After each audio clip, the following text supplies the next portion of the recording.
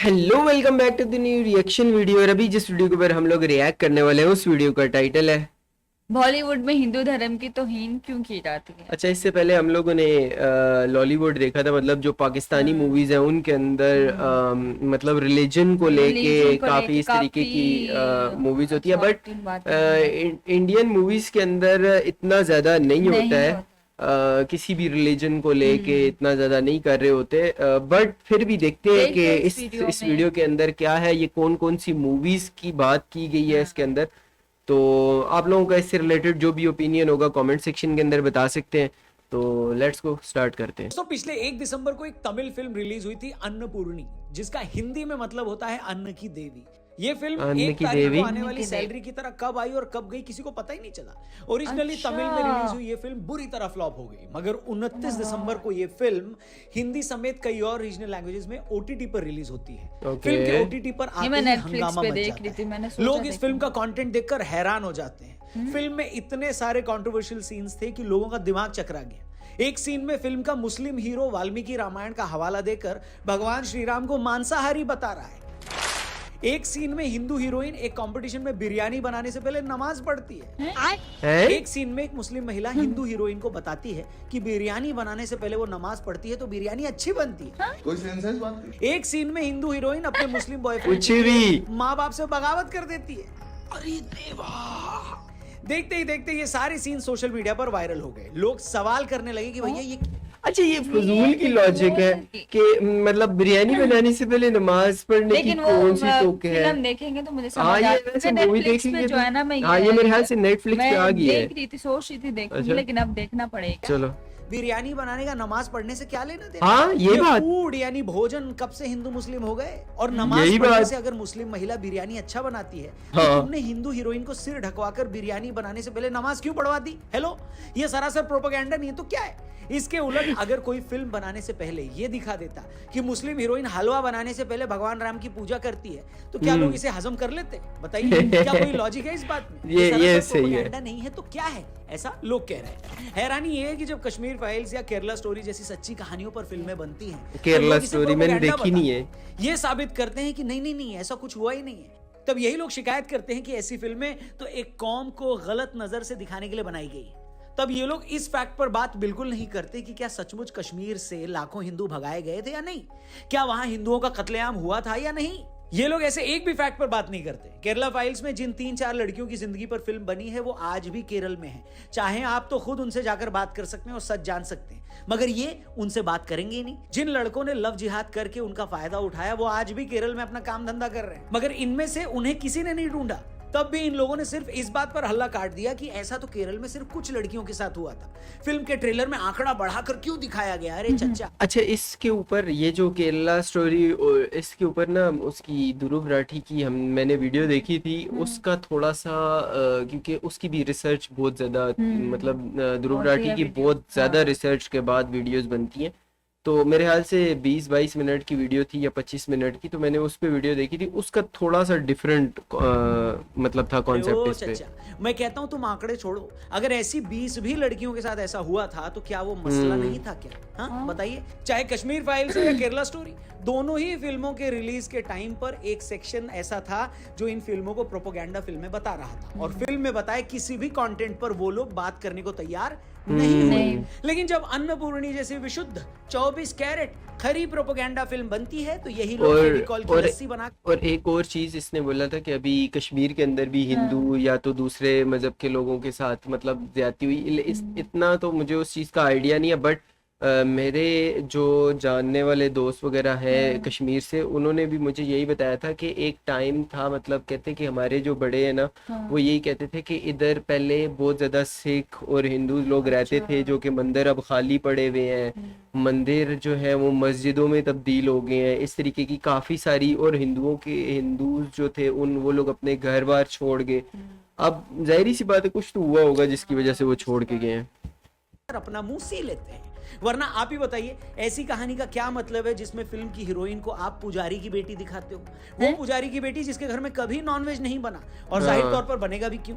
लेकिन कॉलेज पहुंचने पर अचानक ये लड़की को लगता है कि नहीं नहीं उसे तो शेफ बनना है, मगर वो नॉनवेज तो काट नहीं सकती।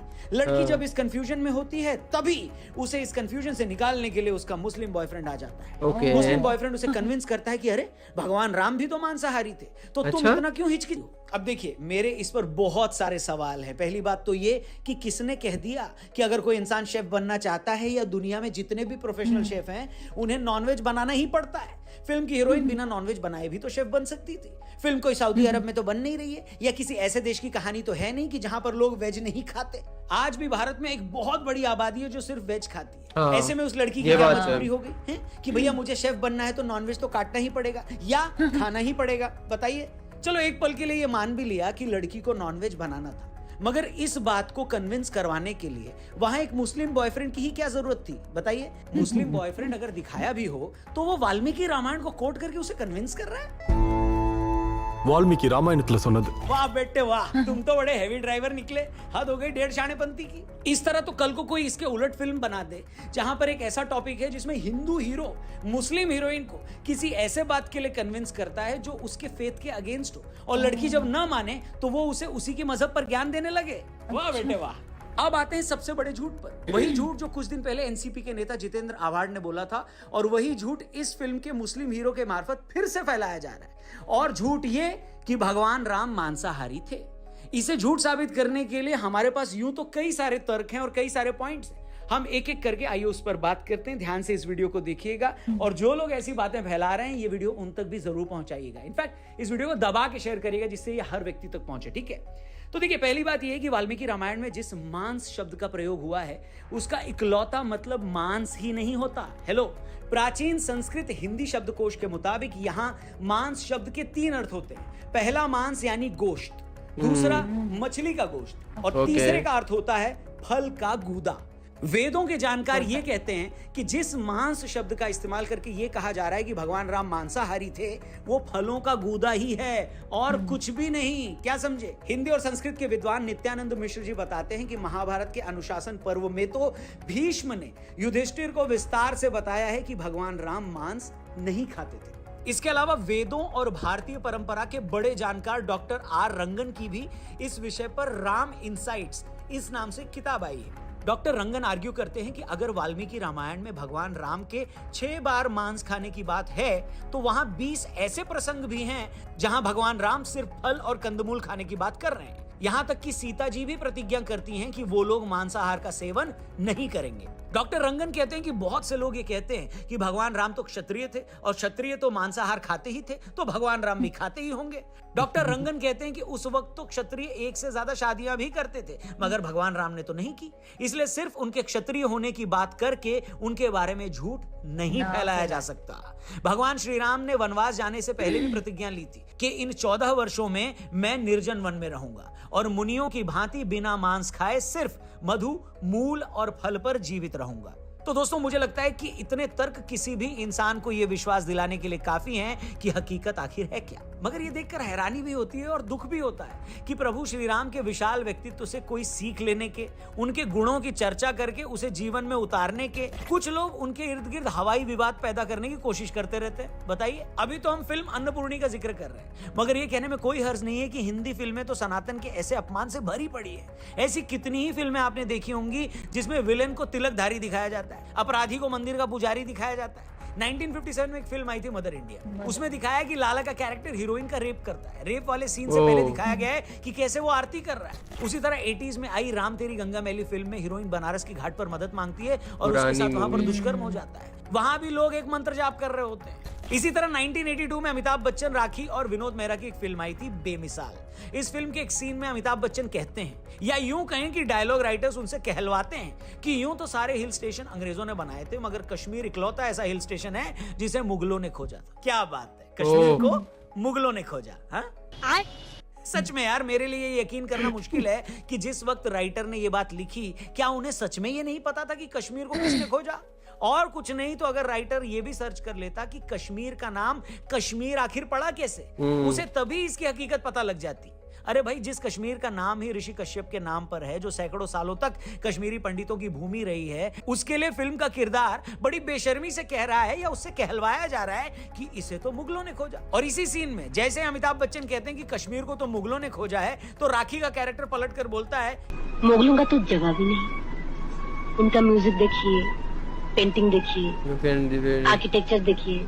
समझ रहे हो? समझ रहे हो आप? समझ रहे हो ना?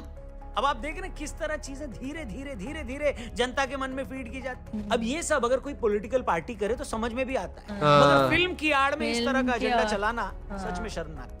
दोस्तों, हिंदू पुजारी का बलात्कारी होना, हिंदू विलेन का तिलकधारी होना, संस्कृत निष्ठ हिंदी बोलने वाले को जोकर बताकर पेश करना, मुगलों की शान बढ़ाने के लिए कश्मीर की खोज को जबरन उनसे जोड़ देना, ये सब प्रोपेगेंडा नहीं था तो और क्या था बताइए। और यहाँ एनिमल फिल्म में बॉबी देओल के कैरेक्टर को मुस्लिम दिखा देते हैं तो इसमें कुछ लोगों को सांप्रदायिक साजिशें नजर आती है। हेलो, क्या बात है सर, क्या बात है सर, क्या बात, ये बात है। मगर हैरानी की बात यह है कि आज सोशल मीडिया की इतना स्ट्रांग होने के बावजूद, आम लोगों में अपने कल्चर को लेकर इतनी अवेयरनेस बढ़ने के बावजूद कुछ लोग एजेंडा फैलाने से बाज नहीं आ रहे। और ये देखकर और भी ज्यादा दुख होता है कि एक तरफ पूरा देश, पूरा समाज, देश का हर गली मोहल्ला राममय हो चुका है, लोग सिर्फ 2 महीने में दूसरी दिवाली मनाने की तैयारी कर रहे हैं। वहीं पर दूसरी तरफ कुछ लोग अब भी प्रभु श्री राम पर आपत्तिजनक बातें करने में लगे हुए हैं। मगर जैसा कि कहते हैं ना कि सूरज पर थूकने से सूरज तो नहीं बुझता, मगर आपका मुंह जरूर गंदा हो जाता है। तो हमारी शुभकामनाएं हैं ऐसे लोगों के साथ जो लगातार ऐसी बातें करके अपना मुंह, अपनी जबान गंदी करवा रहे हैं। बाकी हम ऐसे लोगों की खबर बराबर लेते रहेंगे ताकि इन्हें ये पता रहे कि यूं ही झूठ बोलकर नहीं निकला जा सकता। इनके हर एक पाप का हिसाब किया जाएगा, इनके हर एक झूठ का पर्दाफाश किया जाएगा। उम्मीद करते हैं आपको हमारा हिसाब किताब अच्छा लगा होगा।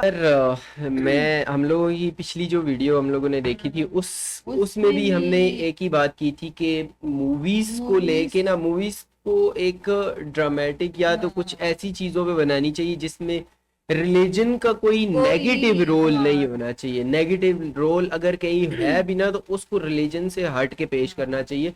ये चीजें कहीं ना कहीं हिंदू, मुस्लिम, या तो सिख, या तो क्रिश्चियनिटी, या इस तरह के जितने भी बड़े रिलीजन्स हैं ना, मतलब सारे के सारे ऐसे रिलीजन्स जो कि जिनको ज्यादा लोग फॉलो करते हैं, ये उन रिलीजन्स के लोगों के अंदर, उनके दिलों के अंदर जो है ना कोई मतलब इस तरह की लड़ाई झगड़े वाली बातें डालने वाली बात है। बट ये चीजें जो लोग फिल्म प्रोड्यूस करते हैं या फिल्म वगैरह, ये उनको चीजों का पहले ख्याल करना चाहिए कि अगर हम लोग कोई करेक्टर किसी को दे रहे हैं, चाहे कोई नेगेटिव करेक्टर दे रहे हैं, तो उसके अंदर अगर नेगेटिव रोल है तो हम लोग उसको ना ही टोपी पहनाए, ना उसके माथे पे कोई टीका वगैरह लगाए, या जिससे वो हिंदू जाहिर हो, मुस्लिम जाहिर हो, या ऐसा सिख जाहिर हो, उसको आप लोग कोई और भी बना सकते हैं। बट ये शुरू से मिर्च मसाला डालने के लिए मूवीज के अंदर ना इस तरह का कॉन्सेप्ट लाया जाता है किया जाता है ना, ताकि कंट्रोवर्सी हो, फिर लोग इसको ज्यादा से ज्यादा देखें। अभी देखो हमने ये जैसे देखा इसके अंदर जिस वो मूवी का बता रहे हैं, हमारे भी दिमाग में एक बात चल रही है कि यार इसमें है क्या, नेटफ्लिक्स पे देखनी है। अभी हम लोग भी काम शाम ये वीडियोस खत्म करके उसके बाद हमने भी देखनी है कि यार इसके अंदर बेसिकली है क्या, तो जिसकी बेस पे ये सारी बात हो रही है। तो बहरहाल वीडियो इंटरेस्टिंग थी, और कहीं ना कहीं मेरा जो पॉइंट ऑफ व्यू है वो यही है कि यार नहीं होना चाहिए नेगेटिव रोल को किसी भी रिलीजन के साथ नहीं जोड़ना, नेगेटिव रोल को किसी रिलीजन के साथ नहीं जोड़ना चाहिए। तो खैर, आप लोगों का क्या ओपिनियन है कमेंट सेक्शन के अंदर लाजिम से बताना है, और हम लोग मिलते हैं एक और वीडियो के साथ। तब तक के लिए बाय।